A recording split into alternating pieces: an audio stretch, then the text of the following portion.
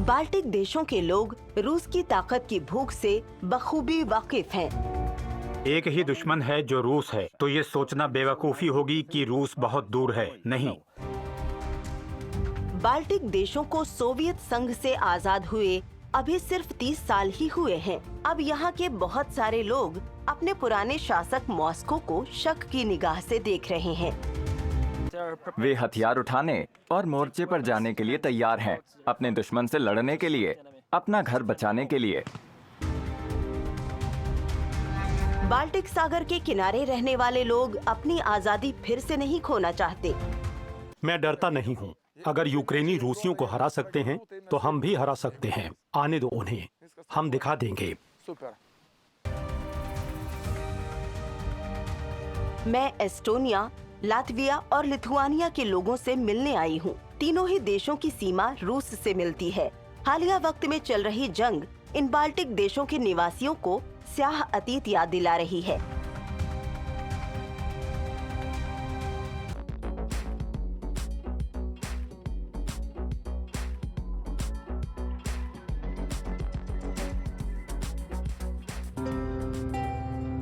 मैं एस्टोनिया के हियूमा द्वीप की ओर जा रही हूँ। सोवियत काल में पर्यटक इसकी प्राचीन प्राकृतिक सुंदरता नहीं देख सकते थे। मॉस्को इसे रणनीतिक रूप से अहम मानता था। ये उत्तर पश्चिम का प्रवेश द्वार था। हियूमा के सैन्य संग्रहालय में सोवियत काल के निशान साफ देखे जा सकते हैं। इनमें वे पुराने स्मारक भी शामिल हैं, जो तोड़ तोड़ कर यहाँ लाए गए हैं।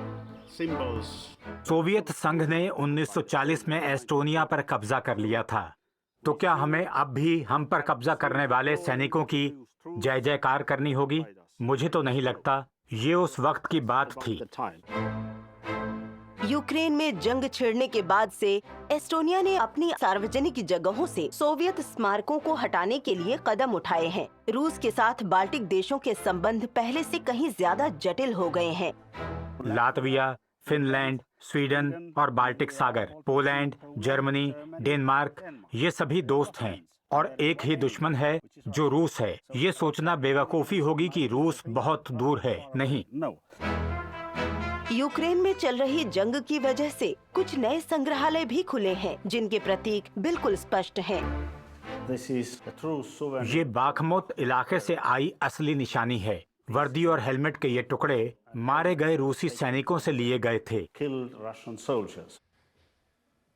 कब्जा करने वाली पुरानी ताकत और उसके नए युद्ध को चेतावनी। युद्ध बहुत भयानक चीज है। इसमें कुछ भी रोमानी या गर्व करने वाली बात नहीं है। अगर आप उपकरण का इतना सा हिस्सा उठाएं जो 30 किलो से ज्यादा है, तो ये भयानक एहसास है। आपको भागना पड़ता है, गोली चलानी पड़ती है। और बेशक मैं ये भी समझता हूँ कि यूक्रेनियों को ऐसा क्यों करना पड़ रहा है। वे अपने देश की रक्षा कर रहे हैं, लेकिन रूसी ऐसा क्यों कर रहे हैं? उनके सारे विचार इतने मूर्खतापूर्ण हैं। रूसी नेता जो कुछ भी कह रहे हैं, उसका कोई तुक नहीं बनता है। तालिन में भी सोवियत स्मारक हटा दिए गए हैं। बाल्टिक स्थित एस्टोनिया की राजधानी तालिन मध्ययुगीन शहर होने के बावजूद जवान और रंगीन दिखाई पड़ती है। समुद्र तट पर मैं माथियस से मिलती हूँ। मैं उनसे पूछती हूँ कि पड़ोसी रूस के खतरे को देखते हुए क्या वो या उनके दोस्त ये जगह छोड़ने के बारे में सोच रहे हैं। हम अपने दोस्तों और रिश्तेदारों से भी इस बारे में बात कर रहे हैं, क्योंकि ये सवाल हमेशा दिमाग में घूमता रहता है कि क्या रूस बाल्टिक आएगा? क्या रूस एस्टोनिया पर फिर से हमला करेगा? मेरी राय में, और कम से कम जितना मुझे पता है, इनमें से ज्यादातर यहाँ से नहीं जाने वाले हैं। वे हथियार उठाकर मोर्चे पर जाने, दुश्मन से लड़ने और अपने घर की रक्षा करने के लिए तैयार हैं। सिर्फ 22 साल की उम्र में माथियस का अपना स्टार्टअप है। वैसे तालिन में ये कोई बड़ी बात नहीं है। वो विज्ञापन प्लेटफॉर्म के रूप में ऑनलाइन गेम बनाते हैं। वो लंदन या शंघाई में भी काम कर सकते थे, लेकिन उन्होंने यहीं रहना चुना। हर बार जब मैं 1 महीने या उससे ज्यादा वक्त के लिए बाहर जाता हूँ, तो मुझे लगता है कि एस्टोनिया में मेरा कुछ छूट गया है। हम अपने देश के बारे में जो भी कहें, ये अब भी हमारा घर है और हम अब भी इसे प्यार करते हैं। एस्टोनिया भले हाईटेक भविष्य की ओर देख रहा हो, लेकिन परंपराएं महत्वपूर्ण बनी हुई हैं। जैसे ये सिंगिंग फेस्टिवल, यहाँ गानों का गौरवशाली अतीत रहा है। बार्टिंग फेस्ट है। जैसे ये सिंगिंग रिवॉल्यूशन के तहत सोवियत टैंकों के खिलाफ किंग फेस्ट है। जैसे ये और हम किंग फेस्ट है। जैसे ये पार्टी हम सबको साथ लाती है। मेरे ख्याल से ये हर एस्टोनियाई के लिए खास है। गर्मियों में ये होता ही है। ये सिर्फ निभाई जाने वाली परंपरा नहीं है, ये इस छोटे से देश की पहचान का अहम अंग है, जिसे इतने वक्त तक अपना रास्ता बनाने से रोका गया। पिछली पीढ़ियों को अपने गानों के बजाय सोवियत संघ की वैचारिकी वाले गाने गाने पड़ते थे।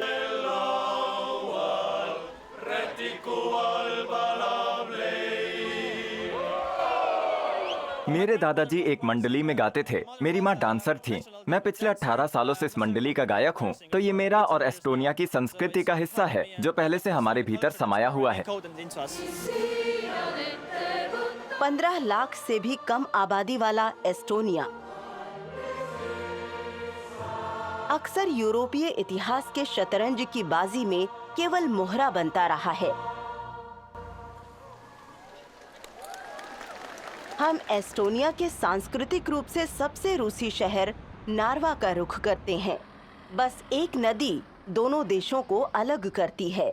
वे रूसी परिवार अब भी यहाँ रहते हैं जो सोवियत काल में आए थे और दुनिया के प्रति अपना नजरिया साथ लाए थे।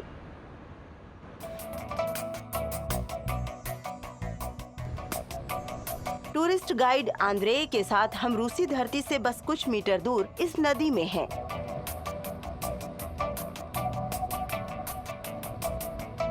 आंद्रे भी मूलतः रूस से हैं। मुझे रूसी एहसास होता है, लेकिन मैं 38 साल एस्टोनिया में रहा हूँ। मुझे ये देश पसंद है। मैंने पूरी जिंदगी यहीं बिताई है। सीमा से सटे शहर नार्वा के कई लोगों की तरह आंद्रे भी एस्टोनियाई भाषा नहीं बोलते। एक वक्त था जब रूसियों ने इस देश पर प्रभावी रूप से शासन किया था, लेकिन आज वे बस अल्पसंख्यक हैं। इनमें से कई रूसी राष्ट्रपति के मुरीद हैं और अतीत पर दुख जताते हैं, जैसे आंद्रे नाम वाले ही ये टैक्सी ड्राइवर भी। पूंजीवाद को ये समझने में 30 साल लग गए कि सोवियत संघ के दौर में हालात बेहतर थे, लेकिन हर कोई ऐसा नहीं मानता। रूसी मूल की ही अलीना तब वायरल हो गईं, जब उन्होंने युद्ध का विरोध करते हुए ऐसी टी शर्ट पहनी जो व्लादिमीर पुतिन की निंदा कर रही थी। आज मैं नार्वा में नदी किनारे अलीना से मिलने आई हूँ। हमें कोई पोस्टर या कुछ भी ले जाने की इजाजत नहीं थी, क्योंकि वे हालात काबू में रखने की कोशिश कर रहे थे। क्योंकि अगर लोग आपस में लड़ने लगे तो ये बहुत खतरनाक है। आप चाहे रूस के समर्थक हों या यूक्रेन के, वहाँ किसी भी तरह का प्रदर्शन मना था। उन्होंने पोस्टर की इजाजत नहीं दी थी, लेकिन आप टी शर्ट तो नहीं उतार सकते, है ना? जब हम इसे फिल्मा रहे थे, तभी एक महिला ये देखकर नाराज हो गई और कहने लगी कि पुतिन विरोधी प्रचार के लिए पुलिस बुलाई जानी चाहिए। जब हमने कैमरा उनकी तरफ घुमाया तो उन्होंने साइकिल बढ़ा दी। रूसी मूल के कई नार्वा निवासी केवल रूसी मीडिया चैनल देखते हैं। उधर क्रेमलिन का संदेश फैलाने के लिए और भी सीधी कोशिशें की जा रही हैं। नदी के उस पार मॉस्को ने रूसी सेना का जश्न मनाने वाला एक कॉन्सर्ट आयोजित किया, जो खास तौर से एस्टोनिया की तरफ लक्षित था। मैं इस बात से बहुत नाराज थी, क्योंकि ये कॉन्सर्ट सिर्फ हम एस्टोनियाई लोगों को दिखाने के लिए था। ये सब उकसाने के लिए है और एक कहानी गढ़ी जा रही है कि यहाँ लोगों पर प्रतिबंध लगाए जा रहे हैं।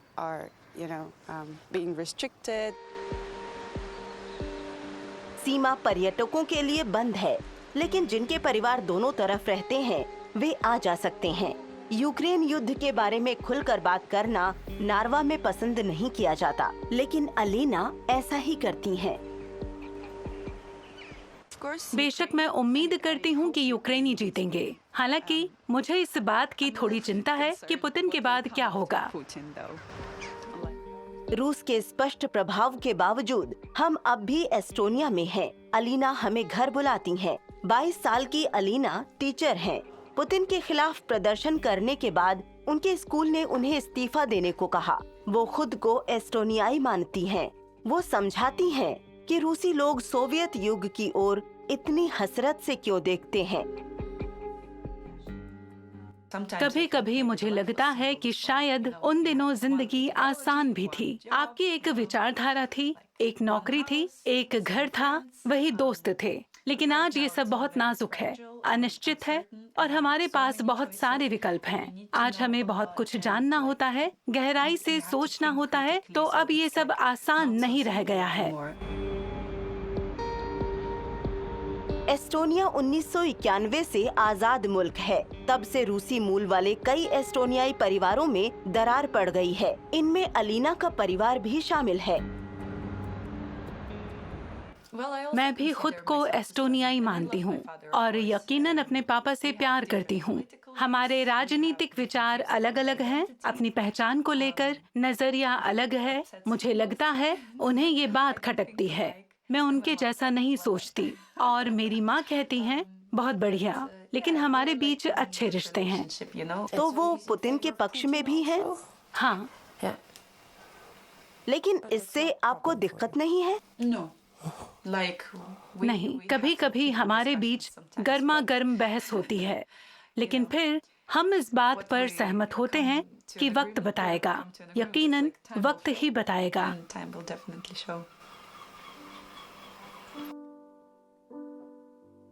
बतौर म्यूजिक टीचर अलीना गाने लिखने को अहम जरिया मानती हैं।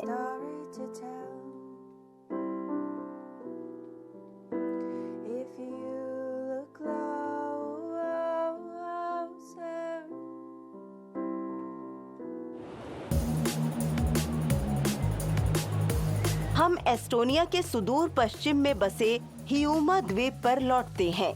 कभी प्रतिबंधित रहा ये इलाका अब हिपस्टर हॉटस्पॉट बन गया है। हम ब्रिट और कैटलिन से मिलते हैं। तालिन से आई इन दोस्तों को यहाँ की जीवन शैली खूब पसंद है। मौका मिलते ही वे पानी में उतर जाती हैं। आज हवा नहीं चल रही है तो सर्फिंग के लिए मौसम अच्छा नहीं है। बहुत खराब, आज का दिन सही नहीं है, लेकिन लहरें कभी भी आ सकती हैं। यहाँ बाल्टिक सागर में कोई बहाव नहीं है, इसलिए आपको पहले से पता नहीं चल पाता। आपको बस तैयार रहना होता है। लेकिन जरा देखो तो, लहरों के बिना भी ये कितना शानदार है। मेरी खुशी देखो। एस्टोनिया में बाल्टिक सागर को पश्चिमी सागर कहा जाता है। जब मैंने इसकी वजह पूछी तो उन्होंने नक्शा देखने को कहा। बेशक ये सच है कि समुद्र देश के पश्चिम में है। ब्रिट और कैटलिन फिल्म और इवेंट बिजनेस में हैं। वे दोनों अपने परिवारों के साथ गर्मियां यहाँ बिताती हैं। अब वे क्रमशः 39 और 42 साल की हैं। जब सोवियत संघ टूटा था तब दोनों बच्ची थीं। उनका परिवार अब भी रूस को अपने देश पर कब्जा करने वाला मानता है। यूक्रेन के खिलाफ रूस के युद्ध ने उन्हें एक नया नजरिया दिया है। अब मैं अपने माता पिता को बेहतर तरीके से समझने लगी हूँ, क्योंकि वे रूसी शासन के अधीन रहे हैं। अब ये बात समझ आती है कि एस्टोनियाई लोग ऐसे क्यों हैं। अतीत में हमारी पहचान पर कितना बाहरी प्रभाव था। युवा लोग 30 वर्षों से हासिल आजादी को हल्के में लेते हैं, लेकिन आप इसके लिए उन्हें दोषी नहीं ठहरा सकते। बाल्टिक देशों के बहुत सारे लोगों को यकीन है कि पुतिन फिर से कब्जा चाहते हैं। नाटो सदस्यता के आश्वासन के बावजूद कई एस्टोनियाई लोग विदेशों में घर खरीद रहे हैं। कुछ लोग तो स्पेन जैसे दूर देश में भी घर खरीद रहे हैं। पर तनावों के बावजूद यहाँ जिंदगी बेफिक्र सी लगती है। न जाने कैसे, पर एस्टोनिया के लोग युद्ध के आदी हो गए हैं। हियूमा में तो खासकर आज मूड अच्छा है। लोगों की अजीज गर्मियाँ आ रही हैं। ये इस द्वीप पर साल का सबसे सुनहरा वक्त है। मुझे आभास होता है कि यहाँ के लोग जाने के बारे में सोच भी नहीं सकते।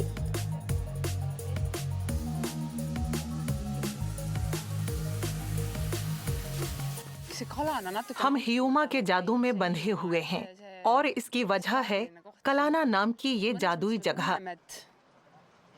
अपने परिवारों के साथ विदेश चले जाना इतना मुश्किल भी नहीं है, लेकिन मैं ऐसा सोच ही नहीं पाती हूँ।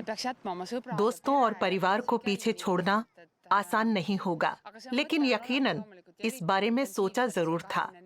खासकर 24 फरवरी को हमला होने के बाद शुरुआती दिनों में। kui mobiilsed me oleme वैसे जरूरत पड़ने पर हमारे परिवार की एक योजना है। कई वर्षों में मैंने अनुभव किया है कि एस्टोनियाई लोग बाहर की तरफ भी देखते हैं और अपनी मिट्टी से भी करीब से जुड़े होते हैं। आखिरकार उनकी ये मातृभूमि उनसे बार बार छीनी गई है। एस्टोनिया से हम लातविया की ओर निकलते हैं। पहला पड़ाव है यूरमला, जो देश का सबसे आकर्षक बीच रिसोर्ट है। जंग से पहले तक यहाँ अमीर रूसी पर्यटक खूब आते थे। सोवियत काल में ये सोची और याल्टा के साथ सबसे पसंदीदा समुद्र तटों में शुमार था। लातविया के रूस के लिए सीमा बंद करने से पहले रूसी पॉप स्टार यहाँ परफॉर्म किया करते थे। लातविया के मशहूर शेफ लॉरिस अलेक्सेव्स ने ओलिगार्कों के लिए खाना पकाया है। जाहिर है कि जंग ने उनके व्यवसाय पर असर डाला है। उन्होंने कई त्योहार कैंसिल कर दिए हैं जिन्हें असल में रूसी आयोजित करते थे, जैसे ये। लेकिन हम अब भी यही हैं और ये अच्छी बात है, और बाकी भी ठीक ही है।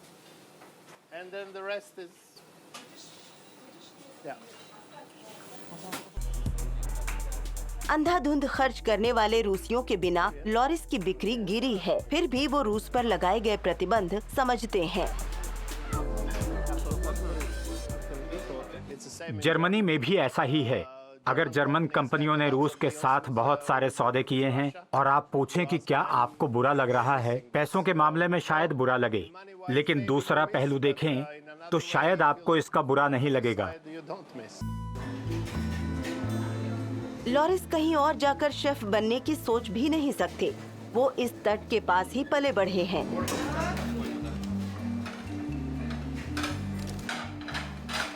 यहाँ खाने को लेकर लोगों का प्यार कमाल है, क्योंकि हम हर वक्त, हर दिन, हर मिनट काम करते हैं और ये खूबसूरत नज़ारा देखते हैं।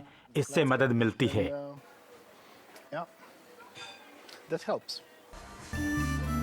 लॉरिस से बात करते हुए साफ है कि वो व्यवसायी भी हैं और उन्हें लातविया पर गर्व भी है। यहाँ के लोग अब पहले से कहीं ज्यादा रूस को ताकत के भूखे दुश्मन की तरह देखते हैं।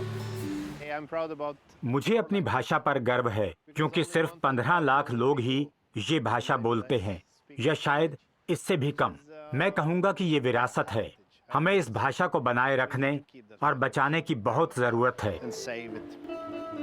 कोविड के बाद रूसी ग्राहकों की कमी स्थानीय रेस्तरां व्यवसाय के लिए एक और चुनौती है, लेकिन लॉरिस उनके बिना काम चला रहे हैं।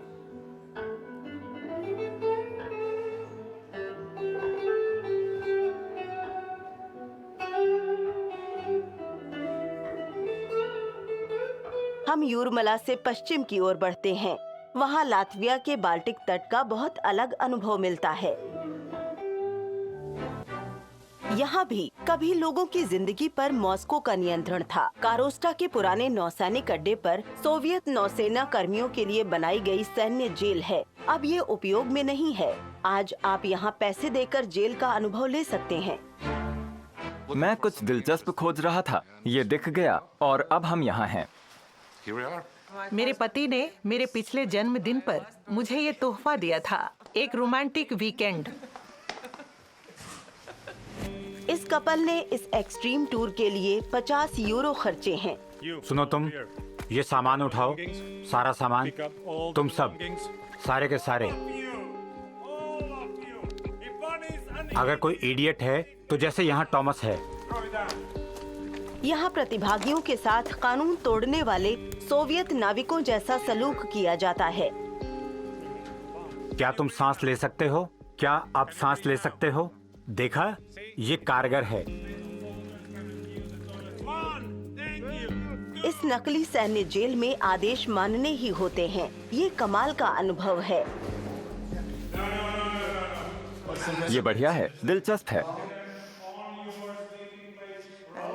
और जो इतिहास उन्होंने हमें बताया, उसने मुझे उस भयानक वक्त के बारे में सोचने पर मजबूर कर दिया। किसी पत्रकार के सवाल पूछने से यहाँ का गंभीर माहौल यकीनन बिगड़ सकता था, लेकिन 1 घंटे बाद मैंने सारी हिम्मत बटोर कर पूछा कि आखिर इस सब का मतलब क्या है। आज इस सवाल का जवाब थोड़ा अलग हो गया है, क्योंकि फरवरी 2022 के बाद से हालात थोड़े अलग हैं। मेरे कई सहकर्मियों ने अपनी सोवियत वर्दी छोड़कर दूसरी वर्दी ले ली है। इस समय दोनों देश बराबर हैं और हम किसी भी तरह से उन दिनों से नहीं जुड़ना चाहते, उनके कसीदे नहीं पढ़ना चाहते, लेकिन हम एक ऐसा इतिहास दिखा रहे हैं जो इस तरह के अनुभव से बेहतर तरीके से याद किया जा सकेगा। यहाँ सोवियत काल में जो कुछ हो रहा था वो यूक्रेन के मौजूदा हालात से काफी मिलता जुलता है, इसलिए हम उन्हें समझते हैं। हम उनकी ज्यादा से ज्यादा मदद करते हैं।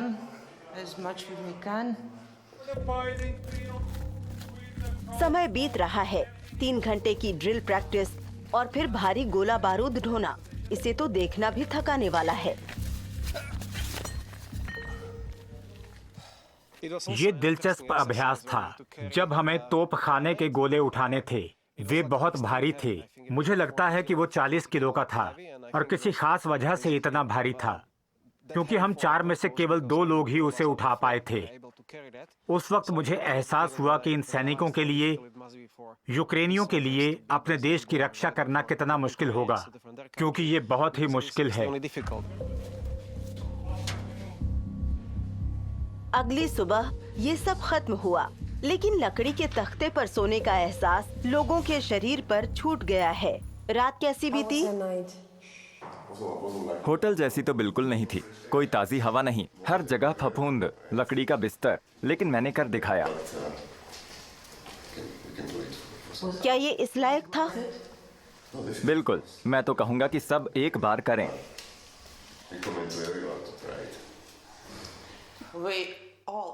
मुझे लगता है कि हम सभी अंदर ही अंदर इस बात से डरते हैं। ये सोवियत संघ से निकले सभी देशों के लिए साझा सदमा है और कहीं ना कहीं अंदर ही अंदर हम सभी डरते हैं कि ऐसा फिर होने वाला है।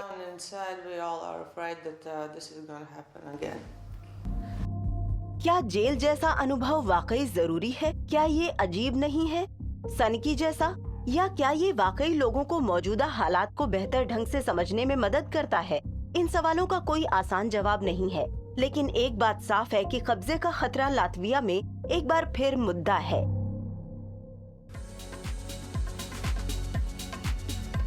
हमारा अगला पड़ाव लातविया की राजधानी रीगा है।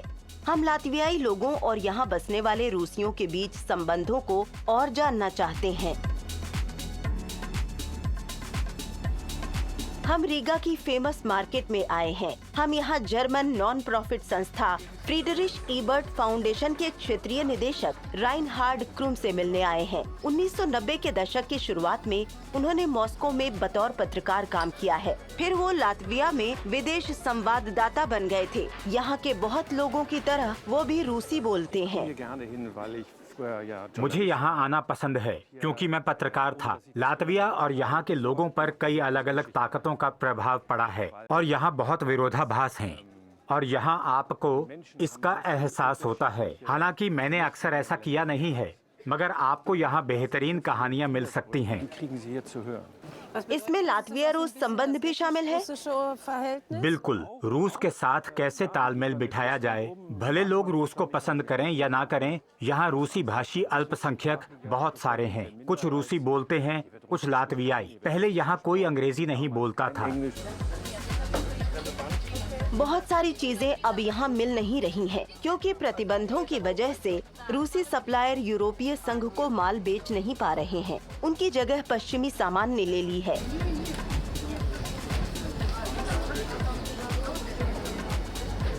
यहाँ रूसी समुदाय के साथ राजनीति या यूक्रेन युद्ध के बारे में बात करना आसान नहीं है। बहुत सारे लोग अपनी बात कहने में सहज महसूस नहीं करते, खासकर अगर वे यूक्रेन के समर्थक हैं।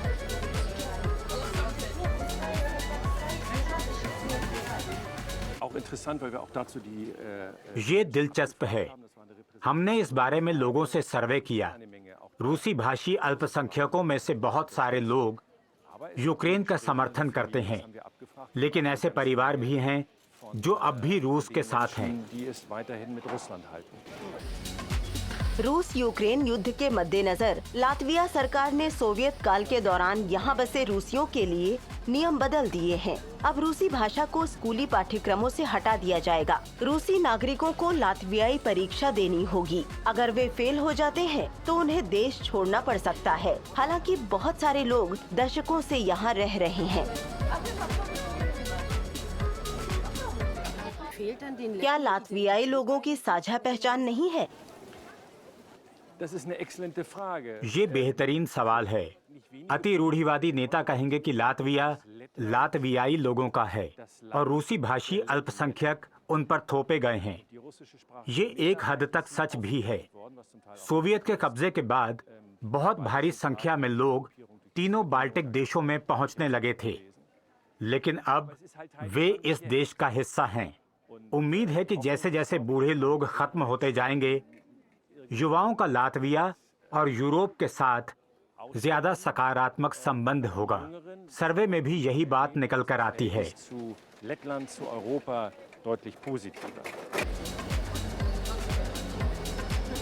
ये बाजार अपनी पारंपरिक रीगा स्प्रेड के साथ साथ दूसरी स्मोक्ड मछली और मसालों के लिए मशहूर है। जब हम वहाँ टहल रहे थे, तभी एक रूसी मसाला व्यापारी राइनहार्ड क्रुम के पास आए। वो रूस पर लगाए गए प्रतिबंधों के बारे में शिकायत करना चाहते थे। बिजनेस ठीक है? नहीं, बिजनेस ठप है। ये खत्म हो रहा है। आयात पर रोक की वजह से? हाँ, मेरा काम तो आधा रह गया है। हम कुछ भी आयात नहीं कर सकते। हम रूस में होते तो हमारे पास पैसे होते।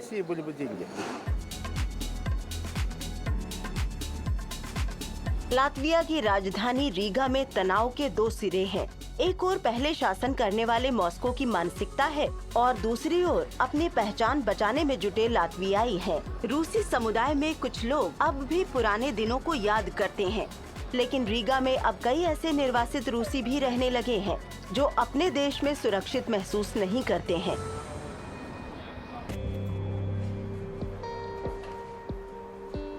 एलेना रूसी पत्रकार हैं जो लातविया भाग आई थीं। हमने इंटरनेशनल इंटर्नशिप की थी युद्ध शुरू होने से पहले। हमने कुछ प्रकाशन भी किए थे जिसमें इंटरनेशनल जर्नलिस्टिक फंड से मदद मिली थी।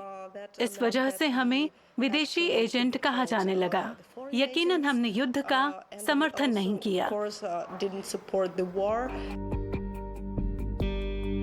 वीकेंड पर एलेना और दूसरे निर्वासित रूसी पत्रकार तट पर एक्सरसाइज करने के लिए मिलते हैं। एलेना से उलट उनमें से बहुत सारे लोग नहीं चाहते कि उन्हें फिल्माया जाए। उन्हें डर है कि रूस यहाँ भी उनके साथ कुछ भी कर सकता है। जब मेरे देश ने यूक्रेन पर हमला किया तो मुझे लगा कि मेरा घर पर रहना अनैतिक होगा, क्योंकि मैं सरकार की राजनीति का समर्थन नहीं कर सकती थी और सफलता से विरोध करने के तरीके नहीं खोज पा रही थी। इसलिए मैं अपने परिवार के साथ निकल आई। एलेना लातविया के एक रूसी भाषी अखबार में लिखती हैं, उनका अपनी पुरानी जिंदगी में लौटना बहुत खतरनाक है। वैसे बाल्टिक तट उन्हें घर जैसा भले लगता हो, लेकिन सेंट पीटर्सबर्ग की याद उन्हें खूब सताती है। मैं अपनी माँ और रिश्तेदारों से मिलना चाहती हूँ। मुझे उम्मीद है कि ये जल्द खत्म हो जाएगा, पर कोई कह नहीं सकता कि कब। रीगा में शरण लेने वाली एक और रूसी हैं, अभिनेत्री चूपान हमातोवा, जिन्हें फिल्म गुड बाय लेनिन के लिए जाना जाता है। जब उनके देश ने यूक्रेन पर धावा बोला तब वो विदेश में थीं। वो कभी रूस लौटी ही नहीं। उन्होंने अपनी बेटियों को मॉस्को से रीगा बुला लिया। मेरा भविष्य गुम हो गया। बतौर एक्ट्रेस मेरे सारे प्लान या चैरिटी की मेरी इच्छा सब एक दिन में खत्म हो गया। वो हमें बताती हैं कि वो रूसी साम्राज्यवाद के खिलाफ हैं और वो चुप नहीं रह सकती। वैसे वो मॉस्को में अपने मन की बात कहती, लेकिन किसी मशहूर व्यक्ति के लिए इसमें जान का खतरा भी हो सकता है। रीगा में वो बोल सकती हैं।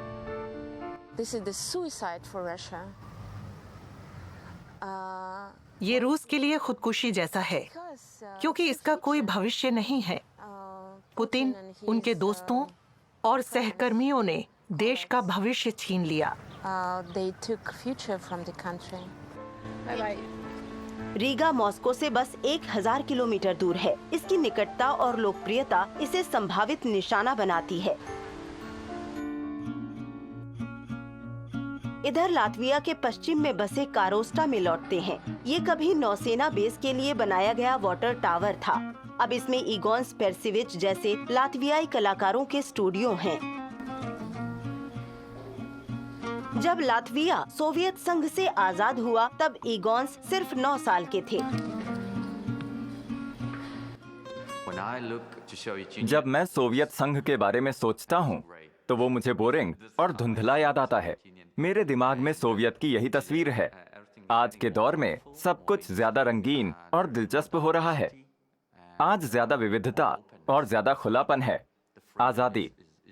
आज की जिंदगी में मैं आजादी को सबसे ज्यादा अहमियत देता हूँ।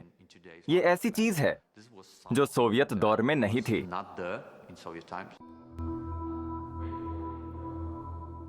कॉन्टेम्परेरी लातवियन आर्ट आज वहीं लगी है जो कभी सोवियत का बनाया प्रतिबंधित सैनिक क्षेत्र था। मॉस्को से यहाँ आकर बसे कई रूसी परिवार अब भी इस इलाके में रहते हैं। इगोन्स अपनी कला से 2 संस्कृतियों को एक साथ लाना चाहते हैं, लेकिन जब युद्ध की बात आती है तो वो अपनी राय बहुत साफ साफ रखते हैं। मैं उनके लिए दुखी हूँ और यकीनन यूक्रेनियों के लिए सबसे ज्यादा हूँ। बेशक वे पीड़ित हैं और आज भी सह रहे हैं। हम सोवियत संघ से बहुत जल्दी बच निकले। सोवियत काल में ये टावर कारोस्टा के जल आपूर्ति के लिए रणनीतिक रूप से महत्वपूर्ण था। इसकी कड़ी सुरक्षा की जाती थी। इगोन्स मुझे वे जगहें दिखाते हैं जहां नौसेना कर्मियों ने दीवारों पर अपने नाम खुदवाए थे। ये 1985 का है, लेकिन यहाँ इससे पुराने भी हैं। देखिए, ये 1956 का है। क्या आपको लगता है कि इन चीजों को सहेजना अहम है? मुझे नहीं पता। ये जिंदगी का हिस्सा है। चीजें आती हैं और चली जाती हैं। लातविया ने सोवियत शासन में 5 दशक बिताए हैं। यहाँ एक पोस्ट थी जिसे लोग खरोंचा करते थे जब वे बिल्कुल बोर हो जाते थे।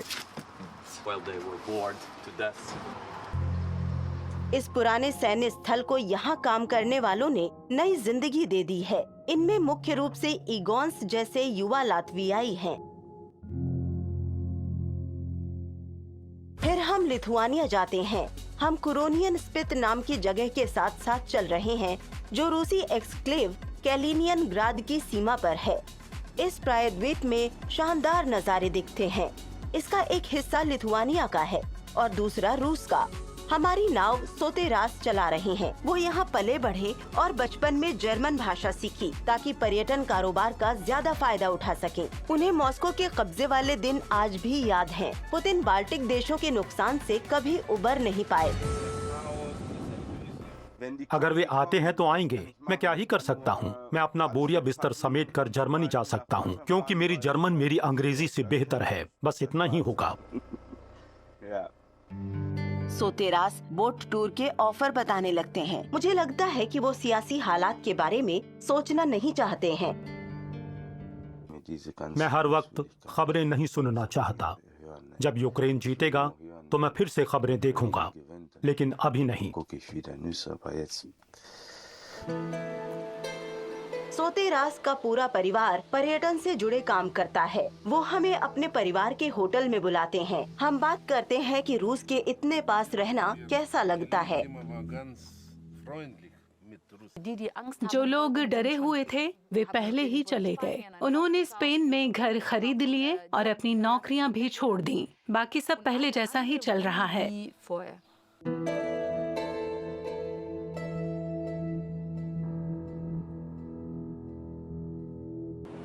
कुरोनियन स्पित प्रायद्वीप नेशनल पार्क है। यहाँ कुरोनियन खाड़ी, देवदार के जंगल और यूरोप के कुछ सबसे बड़े रेत के टीले बहुत दूर तक फैले हैं। मैं आउसरा फेजर से मिलने आई हूँ जो इस पार्क की देखभाल करती हैं। वो बताती हैं कि पुतिन के यूक्रेन पर हमला करने का यहाँ बड़ा असर पड़ा है। इसकी वजह से बहुत सारे पर्यटकों ने अपनी यात्राएं रद्द कर दी थी, लेकिन धीरे धीरे वे लौट रहे हैं।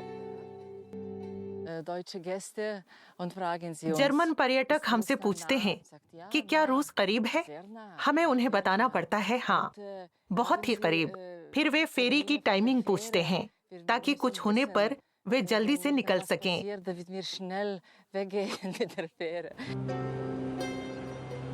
लिथुआनिया और रूसी एक्सक्लेव कैलिनियनग्राद के बीच की सीमा ये प्रायद्वीप ही है। इसके बाद मेनलैंड है जहां बड़ी संख्या में सेना तैनात है। मॉस्को ने वहां इस्कैंडर मिसाइलें तैनात कर रखी हैं, जिनकी मारक क्षमता बर्लिन तक है। क्षितिज के पास ये नए टावर दिखते हैं। टावरों से वाकई खींच पैदा होती है। सबसे अहम बात यह है कि लोग यहाँ प्राकृतिक नज़ारे देखने आते हैं। ये पर्यावरण के बिल्कुल विपरीत है और ये साफ है कि इनका मकसद और कुछ नहीं बल्कि सैन्य ताकत की नुमाइश है। फरवरी 2022 के हमले से पहले आउसरा रूसी सहकर्मियों के साथ रूस और लिथुआनिया की साझा ट्रैवल गाइड पर काम कर रही थी। फिर अचानक उन्होंने सारे संपर्क तोड़ दिए। ये भावना मजबूती से उभरी थी। हम उस देश या उन लोगों के साथ अब और कुछ नहीं करना चाहते थे। ये बहुत ही ज्यादा दर्दनाक था। हमें लगा कि हम उनसे बात नहीं कर पाएंगे या उनसे नजरें नहीं मिला पाएंगे। अब एकमात्र मुद्दा यूक्रेन में चल रहा युद्ध था। कोई दूसरी चर्चा अब प्रासंगिक नहीं थी। लिथुआनिया के इस हिस्से को रूस से आजाद हुए 30 से ज्यादा साल हो चुके हैं। यहाँ जीवन खुशहाल है, बस एक अप्रत्याशित पड़ोसी को छोड़कर। मेनलैंड पर कुलाइपेदा बंदरगाह है। ये शांत जगह है जहाँ एक खूबसूरत बंदरगाह और ऐतिहासिक सिटी सेंटर है। लेकिन कुलाइपेदा लिथुआनिया के लिए रणनीतिक रूप से भी खास है। ये देश का सबसे महत्वपूर्ण कार्गो बंदरगाह है जो तरल प्राकृतिक गैस यानी LNG के लिए भी इस्तेमाल होता है।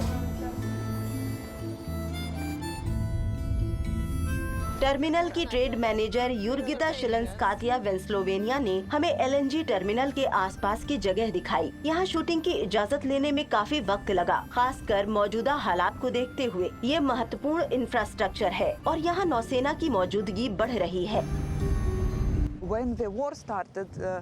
जब जंग शुरू हुई तो और भी उपाय किए गए, जैसे अपना माल लेकर LNG टर्मिनल की ओर आ रहे LNG कैरियरों की सुरक्षा के लिए उनके साथ जाना इत्यादि। लिथुआनिया का पड़ोसी रूस बड़ा है और कभी कभी ऊर्जा को पड़ोसी देशों के खिलाफ राजनीतिक हथियार की तरह इस्तेमाल करता है।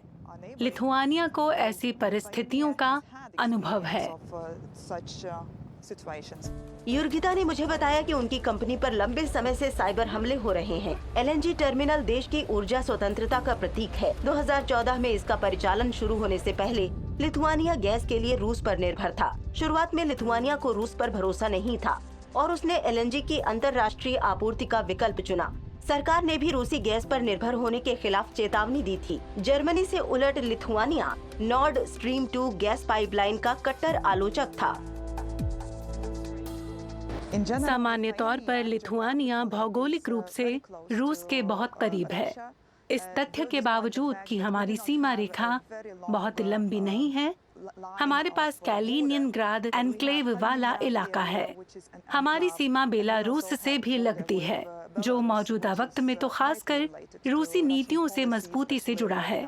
तो हमारे लिए रूस का पड़ोसी होने की वजह से यूक्रेन की सीमा भी हमारी सीमा के बहुत करीब आ जाती है। एक तरफ रूस और दूसरी तरफ पश्चिमी देशों के बीच लिथुआनिया का रुख साफ है। युर्गिता LNG टर्मिनल की अहमियत का जिक्र करती हैं और यहाँ ज्यादातर लोग उनसे सहमत हैं।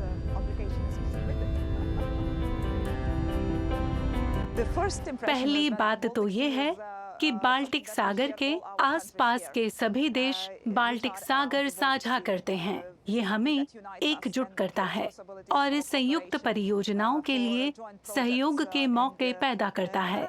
वर्तमान में फिनलैंड के नाटो में शामिल होने के साथ ही लगभग पूरा बाल्टिक सागर नाटो देशों द्वारा कवर हो गया है।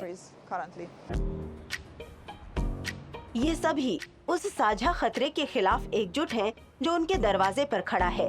कुलाइपेदा हार्बर में मछुआरे विर्गिस यूरकुस और उनके लोग अभी अभी बाल्टिक सागर से लौटे हैं। वे मछलियां पकड़ने के रूसी इलाके के काफी नजदीक काम करते हैं। जंग शुरू होने के बाद से हालात और तनावपूर्ण हो गए हैं। सीमा के दोनों ओर कड़ी पहरेदारी हो रही है। मछुआरों की नावों का अक्सर लिथुआनिया की नौसेना से सामना होता है।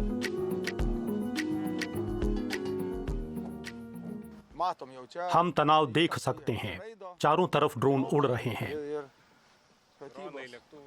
हवाई जहाज, हेलीकॉप्टर, जहाज, बहुत कुछ दिख रहा है। मैं डरता नहीं हूँ। अगर यूक्रेनी रूसियों को हरा सकते हैं तो हम भी हरा सकते हैं। आने दो उन्हें, हम दिखा देंगे। वे कहते हैं कि अपनी मातृभूमि के लिए वे कभी भी लड़ जाएंगे, पर फिलहाल तो मेहनत से मछली पकड़ना ही उनकी जिंदगी है।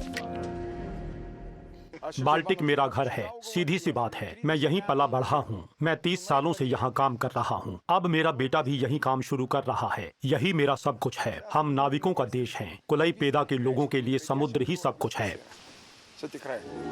विर्गिस और उनके लोग हमें वो हॉल दिखाते हैं जहाँ वे पकड़ी हुई मछलियाँ छांटते हैं। उन्हें अपने पेशे और अपने देश पर गर्व है। अगर विपरीत हालात बन ही गए तो विर्गिस का बेटा पाउलुस सेना में भर्ती हो जाएगा। लिथुआनिया में भर्ती में तेजी आई है और सेना में सिर्फ बंदूक के शौकीन ही भर्ती नहीं हो रहे हैं। बाल्टिक के बाकी लोगों की तरह ही विर्गिस के परिवार का इतिहास भी मॉस्को से जुड़ा हुआ है। मेरे दादा दादी को साइबेरिया भेज दिया गया था और उनके दादा दादी को कहीं और ले जाया गया था। हो सकता है कि उन्हें मार दिया गया हो। रूसी जहां भी गए उन्होंने अपने पीछे कुछ भी अच्छा नहीं छोड़ा। मेरा पूरा परिवार भगा दिया गया। इसलिए मुझे लगता है कि यूक्रेन के लोग ये हम सब के लिए कर रहे हैं, न कि सिर्फ अपने लिए।